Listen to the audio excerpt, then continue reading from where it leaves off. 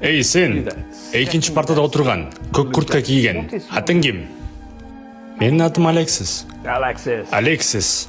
Ордуңдан тур да лекциямдан чыгып кет. Мен сабагыма эми эч качан келбе. Мен түшүнбөй жатам. Мен экинчи жолу кайталабайм. Рахмат.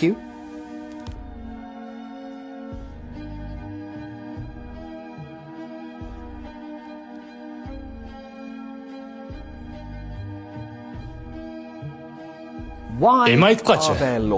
Эмне үчүн мыйзамдар бар? Мыйзам эмне үчүн керек? Коомдук тартип үчүн, адамдын укугун коргоо үчүн, өкмөткө таяна алыш үчүн,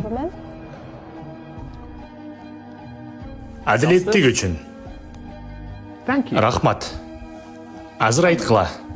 Мен силердин классташыңарга адилетсиз болдумбу? Ооба. Анда эмне үчүн эч кимге үн каткан жоксуңар? Эмне үчүн мени токтотууга аракет кылган жоксуңар?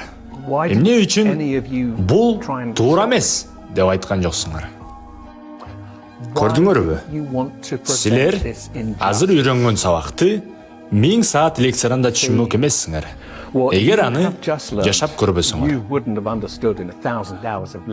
силер үн каткан жоксуңар, анткени бул силерге тиешелүү эмес болчу.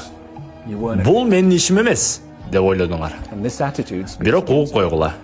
Эгер сен бүгүн адилеттик үчүн турбасаң, бир күн келип адилетсиздик сенин эшигиңди кагат. Анда да сени коргоп турган эч ким болбойт.